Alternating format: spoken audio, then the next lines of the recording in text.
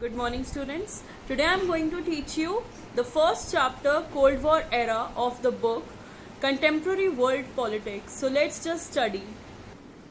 So I'm going to discuss with you all the first chapter, that is the Cold War era. There are the certain things which I'm going to discuss over here. So let's just study. So students, this is your first chapter, the Cold War era, under which we are going to study what is the Cold War, what was the time period of Cold War, which was the first event which was so critical during the Cold War, that is the Cuban Missile Crisis, then the arenas of Cold War, then the very and the most important thing in this chapter, that is NAM policy, non-aligned movement, and NEO, that is New International Economic Order. And further we are also going to study that what is the relevance of NAM in 21st century. So I am going to discuss all these topics in my video. Please like and share it and subscribe it also if you want the explanation of more chapters. Thank you so much. Now I am going to discuss the background of the. So first of all, I am going to discuss some facts in the background of the Cold War era. So students, First World War was happened between 1914 to 1918. And the Second World War was happened between 1939 to 1945.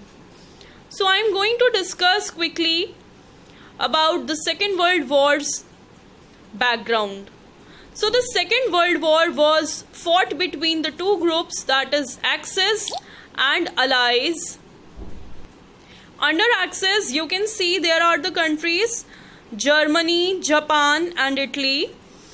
And under Allies, you can see there were the four countries USA, USSR, France and Britain.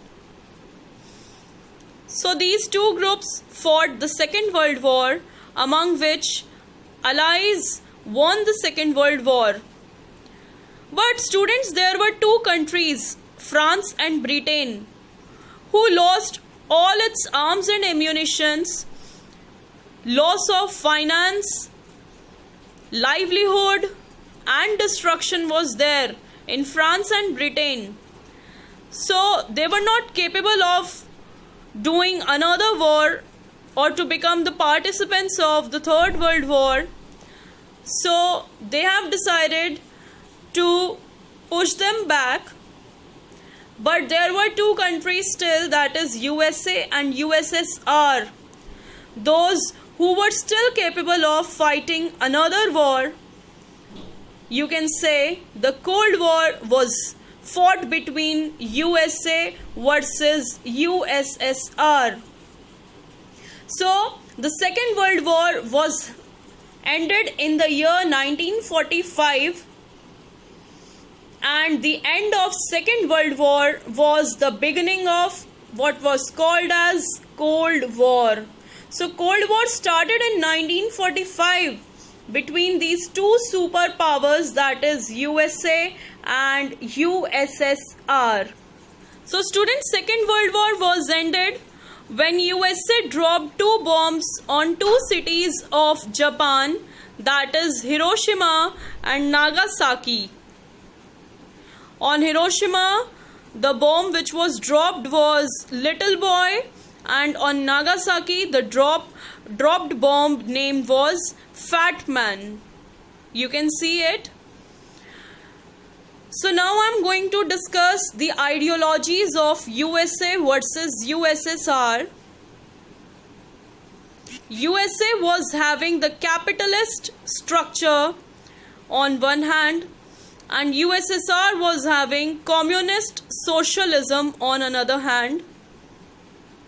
In USA, there was a democracy in which the rights were given to its people, but under USSR, there were the absence of rights because the government was not having the democratic regime. There was a one party system, and the major party of USSR was CPSU, that is Communist Party of Soviet Union.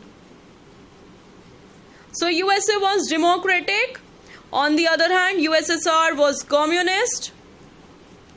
The allies of USA were NATO, North Atlantic Treaty Organization, SEATO, Southeast Asian Treaty Organization, and the CENTO, that is Central Treaty Organization.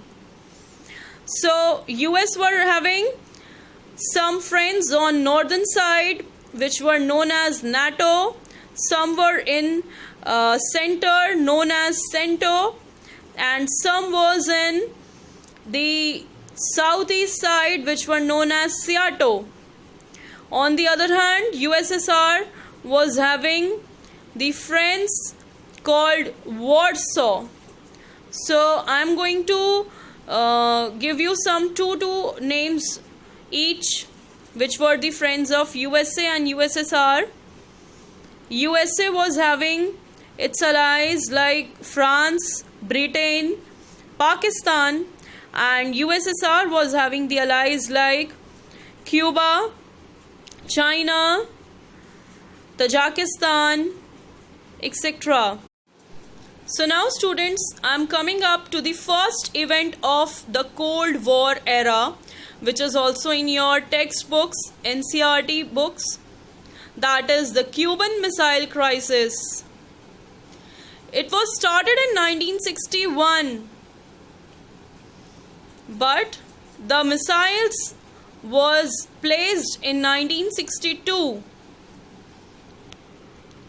In your textbook, students, in the last session you are having one world map. You can see this is USA, this is Cuba, and this was whole USSR. So geographically you can see Cuba is very much near to the USA, but Cuba was an ally of USSR. So in 1962, USSR decided to place its missile to Cuba and wanted Cuba to become a new Russian base.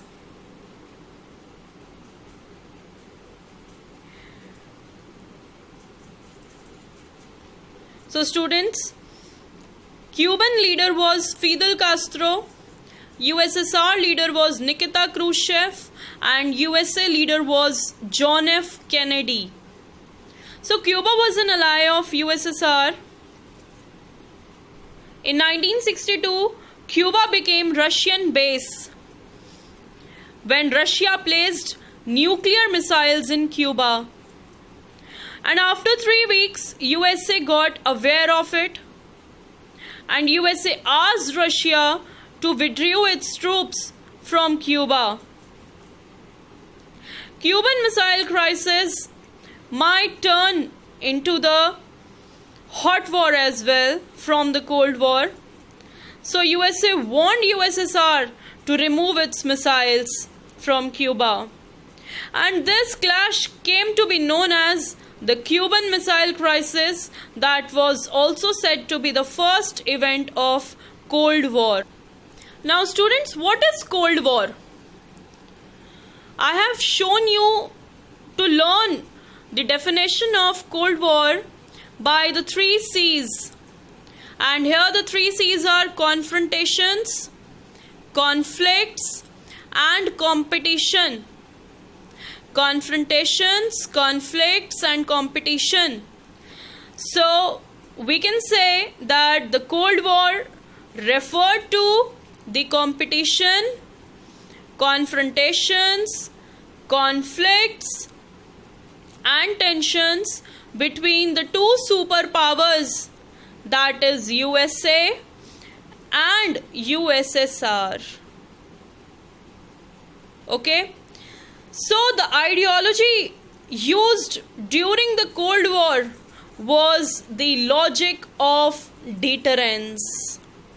So the deterrence has been taken from a single word, that is deter.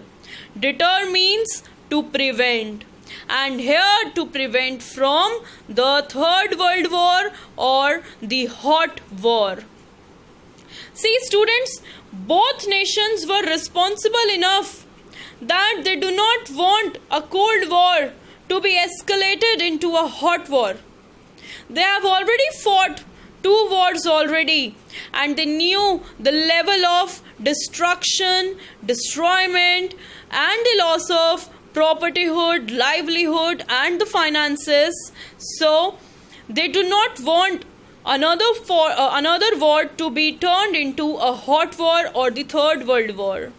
So because both were capable of retaliating each other, दोनों के पास इतने weapons थे कि वो एक दूसरे को तबाह कर सकते थे एक एक वेपन में, and it will also cause the unbearable loss to both of them.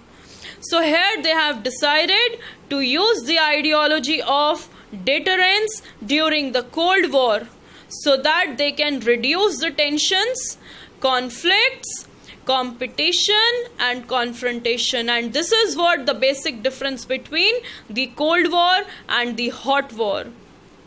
In Cold War we are having confrontations, conflicts and competitions, but in Hot War we are having the use of arms, ammunitions, nuclear missiles, and the destruction has been caused by the...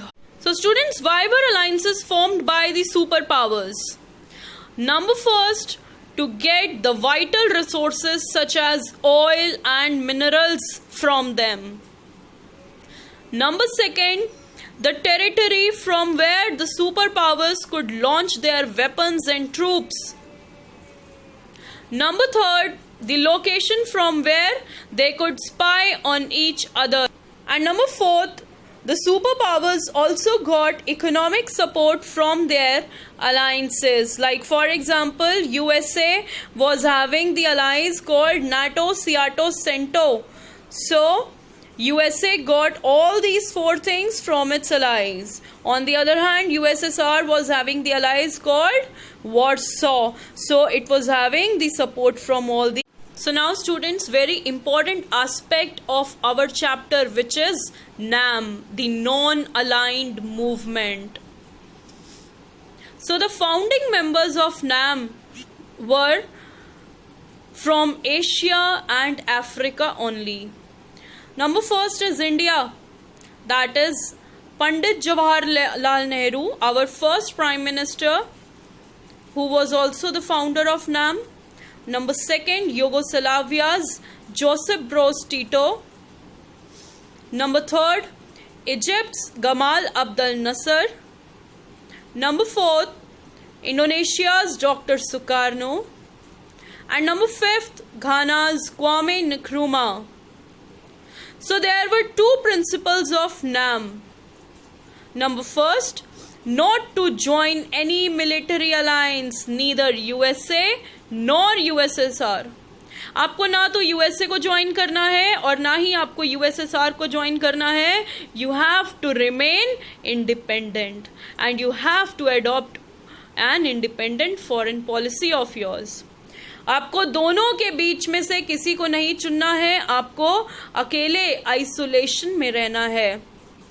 आपको एक दूसरे को help करना है, but आपको इन दोनों में से किसी और को चूज करके वर्ल्ड की टेंशन्स नहीं बढ़ानी. आपको टेंशन्स को रिड्यूस करना है during the cold. So students, these are the objectives of NAM.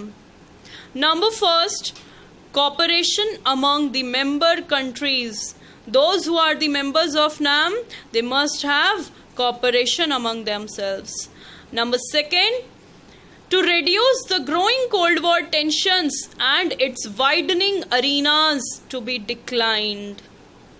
Number third, there was the dramatic entry of many new colonized, decolonized countries, that is African and Asian countries, जिनको अभी ताज़ा मुक्ति मिली थी from the colonies. Like for example, in 1947, India got free from Britain. Number 4th is NAM acts as a mediator between USA and USSR. So these African and Asian countries want to reduce the conflicts, the competition and the tensions between USA. So students, now you will ask your teacher that what is the relevance of NAM in 21st century, ma'am? So I am having this answer as well. You can say NAM played a vital role, very essential and important role in mediating between USA and USSR. Number 2nd, NAM associating with the principle of not to join any military alliance, neither USA nor USSR, and to maintain its independent foreign policy. So number 3rd, NAM gives an opportunity to the third world countries. Third world countries में कौन आता है? All the Asian and African countries, those who were newly decolonized from their colonies, to become economically developed, to defend itself from attack from other countries. Next, Cold War was over peace in the world, to reduce the conflicts and tensions between USA and USSR. But after the end of Cold War, it was still relevant in the world.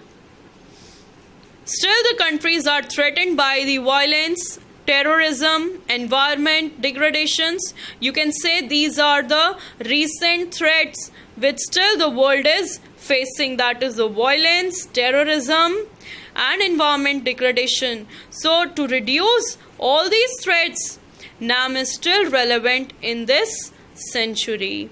So it is important for NAM members to unite together and fight against these problems. There are some big problems which are not alone can be taken care by the UN, can be listened by these world organizations.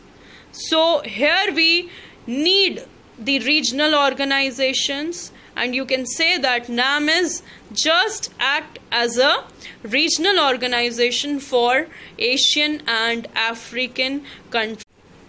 So students, you can see the flow chart. I am showing the NAM in this flow chart. You can see the founding members of NAM here. You can see the 2 principles of NAM.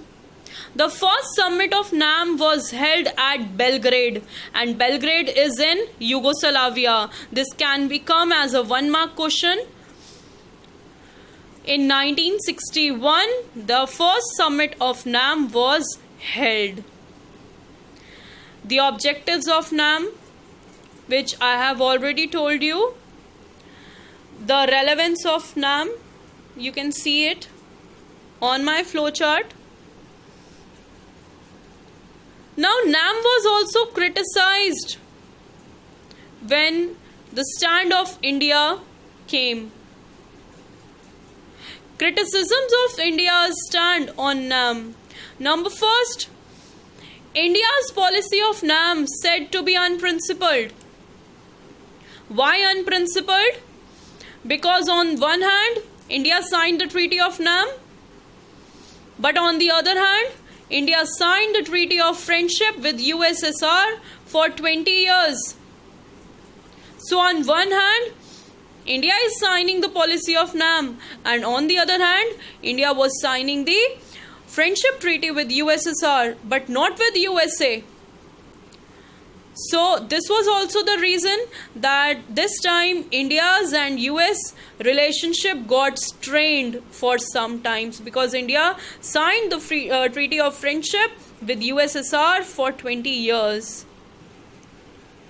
So now students, jot down quickly all these points of NEO, that is New International Economic Order.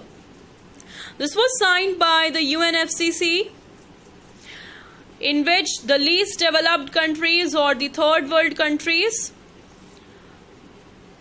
demanded some important things from the developed countries, the rich countries, and the first world countries. Number first, give the least developed countries control over their natural resources, which were earlier exploited by the developed countries. Number second, obtain access to Western markets so that least developed countries could sell their products. सिर्फ ऐसा नहीं होना चाहिए students कि सिर्फ USA China ही हमें अपना material बेचे. इंडिया को भी मौका मिलना चाहिए to sell its product in the western markets. हमारी भी मटेरियल कोई देश खरीदने लायक हो, वो भी खरीदे हमारा material, so that we can grow up our economy. Number third, reduce the cost of technology from western countries. आपने सुना होगा कि आईफोन्स यूएसए में जो हैं वो सस्ते मिलते हैं और हमारे देश में बहुत महंगे मिलते हैं. इसके पीछे क्या रीज़न है कि टेक्नोलॉजी हमें काफ़ी महंगी मिलती है, चाहे वो आईफोन्स हो, चाहे वो आपके बर्गर किंग्स, डोमिनोज के ऊपर टैक्स लगा हुआ हो, चाहे वो आपके कार्स हो, चाहे वो आपके कोई और ऑटोमोबाइल का टेक्नोलॉजी हो, हर चीज़ पर टैक्स लग कर आता है from USA. And provide the LDCs with a greater role in international economic institution. Students, हमें भी आईएमएफ और वर्ल्ड बैंक का काफ़ी सपोर्ट मिलना चाहिए, because we are also fastest growing economy in the world. Now we are going into the developed economy from the developing economy. Students, I hope you understand this chapter well, and I will explain all the other chapters too. And for some doubts you can comment and you can ask your queries also. And for presentations, PDFs, worksheets, you can also comment and like and share my video so that I can get more material for you and more information relating to all your chapters and syllabus for this academic year. Thank you so much.